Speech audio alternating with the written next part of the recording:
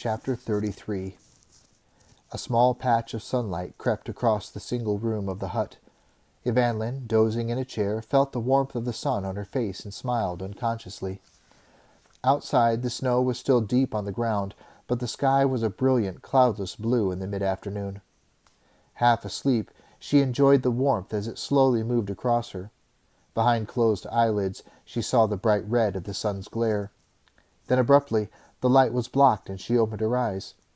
Will stood before her in the attitude that had become familiar to her over the past week. His hands were clasped together, and his dark brown eyes, once so alight with amusement and fun, held nothing but a wistful plea.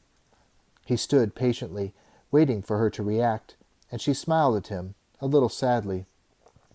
"All right," she told him gently. The faintest trace of a smile touched his lips, seeming for a moment to reflect in those dark eyes, and she felt a renewal of the surge of hope that had been growing within her over the past days. Gradually, but noticeably, Will was changing. At first, as she withheld the drug from him, he had convulsed in those awful shuddering fits, only recovering when she doled out a small portion of the wormweed. But as the intervals between doses had grown longer, and the doses themselves smaller, she had begun to hope that he would eventually recover. The seizures were a thing of the past. Now, instead of being ruled by his body as it craved the drug, Will was becoming more mentally attuned to a smaller supply. There was still a need there, but it was reflected in the pleading, almost childlike behavior that she was seeing now. After 3 days without a taste of the weed, he would come to her and simply stand in front of her, the message clear in his eyes, and in response she would measure out a helping of the ever-decreasing stock of the drug that remained in the oiled cotton pouch. It was a race, she knew, to see whether his dependence would outlast the supply. If that were the case, she would see some hard times ahead for the two of them.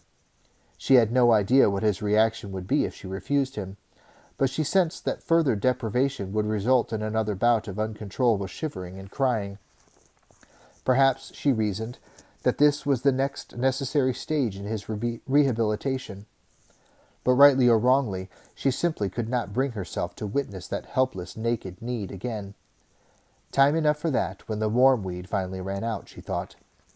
"Stay here," she told him, rising from the wood-framed chair and heading for the door. Again, she thought she saw a dim glint of pleasure in his eyes. It was gone almost as soon as she thought she had seen it, but she told herself that it had really been there, that she wasn't simply seeing what she hoped to see. She kept the supply of wormweed in the stable behind a loose board on one of the side walls. Initially, she was planning to conceal the oiled cloth pouch in the pile of firewood logs, but then she realized that she would use Will to fetch firewood, and the possibility of his finding the supply of the drug was too awful to contemplate. She had no clear idea what would happen to him if he took an excessively large dose. At the least, she reasoned, his dependence would soar once again to a new level, and there might possibly be more permanent side effects as well, even fatal ones. What she did know was that if Will found the wormweed and used it all in one massive binge, she would face weeks of the convulsions and shuddering fits that had seized him when he had been deprived of the drug before. She wondered if his dulled mind could process the fact that she always left the cabin and returned with the weed, whether he was capable of putting together a cause and effect sequence and reasoning that the weed must be kept somewhere outside the cabin. She wasn't sure, but in any event she took no risk, taking great care to check that he hadn't followed her when she took the pouch from the small concealed space in the timber wall. She looked carefully over her shoulder as she entered the stable, and the pony looked up and snorted a greeting to her. But there was no sign that Will was showing any interest in her movements. Apparently, he was content to wait where he was, knowing that she would shortly return with the drug that he craved. How this happened, or where she found it, didn't seem to be questions that concerned him. They were abstractions, and he dealt only in absolute facts these days. She measured a minute amount of the dried weed into the palm of her hand, rewrapped the remaining supply, and replaced it behind the loose board. Again, halfway through the sequence, she turned suddenly to see if he might be observed. But there was no sign of her companion, only the pony, watching her with liquid, intelligent eyes. "Don't say a word," she said to the horse in a lowered tone. Remarkably, it chose that very moment to shake its head, as ponies do from time to time. Evanlyn shrugged after a second of startled reaction. It was as if the horse had heard and understood her. She replaced the pouch in the hollow and jammed the section of board back to conceal it. Stooping to the earth floor of the stable, she gathered a handful of dirt and smeared it over the jagged line that marked the join in the wood. Then, satisfied that the hiding place was concealed as well as it could be, she returned to the cabin. Will smiled as she entered, and for one moment she thought he had recognized her from the old days. The old days, she thought ruefully.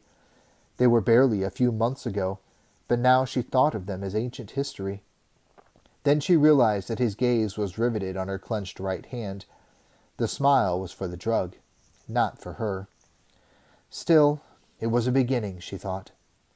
She held out the clenched hand, and he eagerly stepped forward, cupping both his hands underneath hers, anxious that not a grain should be spilled. She allowed the gray-green herb to trickle into his hands, watching his face and his eyes followed the thin stream of the drug. Unconsciously, his tongue darted across his lips in anticipation.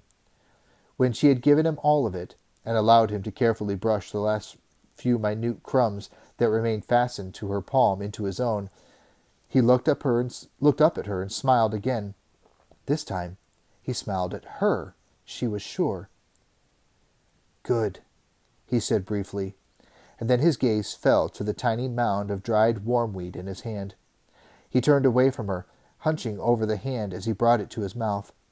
Evanlyn felt that sudden glow of hope burn brightly within her once more. It was the first time Will had actually spoken to her in the time since they had escaped from Hallesholm. It wasn't much, just one word, but it was a beginning. She smiled after him as he hunkered down in a corner of the cabin. Animal-like, he instinctively cowered away as he took the drug, seemingly nervous that she might take it from him. "Welcome back, Will," she said softly, but he said nothing in reply. The wormweed had him once again.